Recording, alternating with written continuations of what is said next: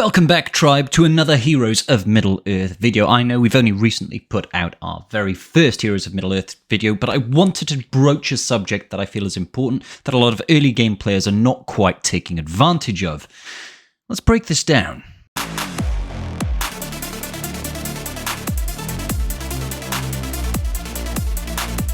Scraps you, so give it up. My dead body. Alrighty, so here we are, ladies and gentlemen of the tribe. It's wonderful to see you once again. Now, we've made a little bit of progress within Heroes of Middle Earth, and I was just thinking about, as an early game free-to-play player of this particular game, the characters that most people are trying to focus on are most likely going to be characters like Strider, some of the Isengard orcs, and our hero, Ironhide. Now, Ironhide is an incredibly valuable early game character. The reasoning for this is he is incredibly tanky, he hits incredibly hard, and he is available very, very quickly. You can actually farm this guy from the very first chapter of the guild campaign here on Node 17. It is not particularly difficult. You just have to get 145 shards of him in order to activate him. After that, it is very, very much worthwhile in your interest to invest in as much as you possibly can in him. I personally have taken him to Star 5, I've taken him up to Gear 7, and I'm working on getting his very first bit of gear for Gear 7. It's incredibly stressful and painful. His abilities are what make him that much better. His basic, whilst it shows it doesn't do too much damage, it does actually ramp the more if he is below 50% health. His first AoE here is able to dispel buffs and AoE dispel buffs with some very respectable damage, and his second attack is yet another AoE, and this one does stacking additional damage based on the number of Mordor allies that are below 100% health. Now, typically speaking, you're not going to be gaining the most benefit out of that second half of this ability, not until later in the game once you've got characters like Xaereth, for example, but it's still very much worthwhile to invest in it. As you can see, the damage is very respectable anyway. Okay, now the issue with Ironhide is, of course, is that he does have the Giant's Burden unique ability. Now, that does mean he is a large character, and during this game, in any game mode, you are only allowed to field one large character at a time. Now, there are a few characters with this. I believe the other one is going to be the Great Goblin, who leads a Goblin faction, and there is another troll in the game. I can't remember the name of him right now. So you can only use one of those characters at any given time. The other side of this is he does actually lose a percentile of his speed. So he's got more max health, more damage, but less total speed. And that's okay. So the real point I wanted to get to, and this preamble is leading up to this, is once you have unlocked Ironhide, what should you be doing? Should you be continue to invest in this star ratio? Or should you instead be looking to farm another character? Now, there are a number of options available to us all at this point. The other characters that are available on the campaign mode, I believe there are another, what about 4 characters, I want to say, in total. So, if we have a look at Guild Campaign, in Chapter 1 there are 2 characters. There are, 3 characters. There is our good boy Ironhide over here. We have got Pippin, we have got Edric, I think it is, and we have got Ugluk.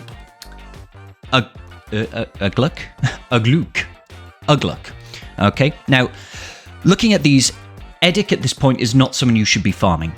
Typically, he doesn't have a very good place to slot into this game. His Dunland faction doesn't actually have a full team right now, so it's not worthwhile, in my opinion, farming him. Pippin, on the other hand, does currently feature as a character required for Gardener's Tale, which is the event unlock for Samwise Gamgee.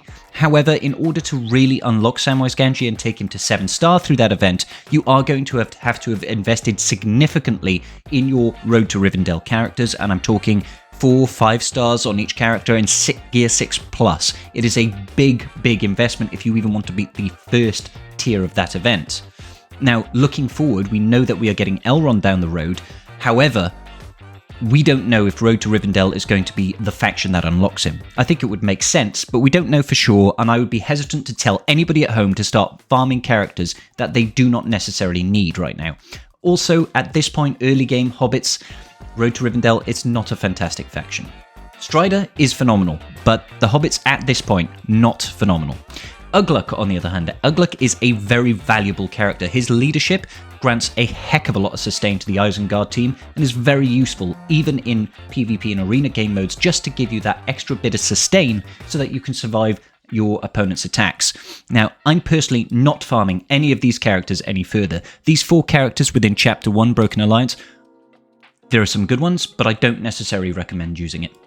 There's only one other character that you can farm within the guild campaign, and that's Grimper over here. Now, Grimper. Now, Grimper falls under a Great Goblin team. Currently, as I discussed before, a Giant's Burden, which Great Goblin has and which Ironhide has, will preclude you from using another large unit. So using Grimper right now under a Goblin team, not ideal. However, that being said, if you are unable to get to Chapter 3 or Chapter 4 within Guild Campaign, you may consider farming Grimper's node, just because you are gaining additional materials from running these stats. Now, I've run the numbers here, but at a very high level, based on how much energy that you are expending here, based on how much guild energy you are expending per sim, you are earning more gold, more XP, as in character experience, not actually player experience. The player experience is flat across everything. It's basically a 1-for-1 ratio. Every energy that you spend, you get 1 point of, account XP, as it were. But also, guild coins and the ability materials that you get given are higher in the later stages. So, Guild Campaign Chapter 3 and Chapter 4 even will offer you better value for your energy if you farm those nodes. In my opinion, once you have farmed Ironhide, if you could 3-star 3-1, just do that. Just do that. After you've 3-starred 3-1, I would recommend people progress all the way through, try to get to 4-1, and do the exact same thing there. I can't yet. You need to be level 44. That's a little bit later game than I am currently, so I can't actually do that. And I would say as well that this is entirely dependent on the state of the game that we're in now. Until we get additional characters that potentially might get released into the guild campaign section, or potentially we get found out where there are legendary events or brand new meta teams that arise that need characters from the guild campaign, I do not recommend farming anybody after Ironhide. Once you've done Ironhide, you are far better incentivized to just continually farm this 3-1 node just to get you plenty of gold and, more importantly, all these ability mats that you're going to need to invest in your characters. Once you get to a point where gold and ability mats aren't necessarily an issue for you, then yes, maybe go back and consider farming shards like Grimper because it gives you slightly better rewards, or even better, going back to Chapter 1 and character farming stuff like Ironhide in case you want to level him up, Pippin in case you want to go for that Road to Rivendell team, or Ugluk in case you want to build out your arena team more quickly. Now, the other thing that I wanted to talk very briefly about is the fact that star levels do not translate quite as well as they do in Star Wars Galaxy of Heroes. Now, typically speaking, when you take a character from 4-star to 5-star, for example, without changing anything, you're only gaining about a 5% increase in stats across the board, and that's at best. Now, your time and energy, apart from the fact that the amount of gold it costs to hit those higher stars is insanely high. We're talking, hundreds of thousands of gold to get to star 7, and even more so. I can't remember how much it is. It's something ridiculous, like 500,000 gold to get to 7 stars. You won't necessarily even have the gold to do it. So you're better off trying to invest your farming time in gaining the gear pieces, which essentially will give you just as much power on that character as if it were 7 stars. The only caveat I would give to this is that certain characters may well be needed at certain star levels for legendary events. All that we know right now, based on the information that CG has given us about our first legendary event, which is going to be Elrond, is that 5-star is going to be the unlock. Now, if we take a look at how it used to happen in Galaxy of Heroes, we can safely assume that 5-star characters will get you a 5-star legendary unlock, and if you want to get the 7-star version of that character, you will most likely need heavy investment and 7 stars in all 5 characters that are required for that particular unlock. Currently, I don't know if they're going to do it by faction or if it's going to be prescribed units. So it might be, for example, you need Isengard units. It's not going to be Isengard. I'm using this as a for example. You need Isengard units at, 5-star to unlock a 5-star whatever, right?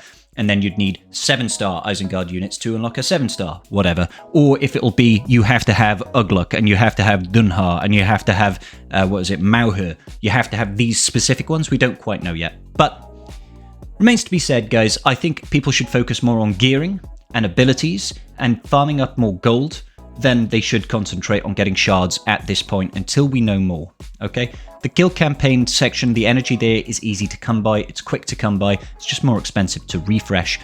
So that's what I'd recommend everybody here do. Now, I want you guys to take to the comment section down below. Have you farmed out Ironhide? Are you using him in arenas? And what are you using your guild energy on at the moment? Let me know how you're doing it on it, guys. I would love to hear it. Make sure you like, subscribe, and I'll see you all in the very next video. Peace.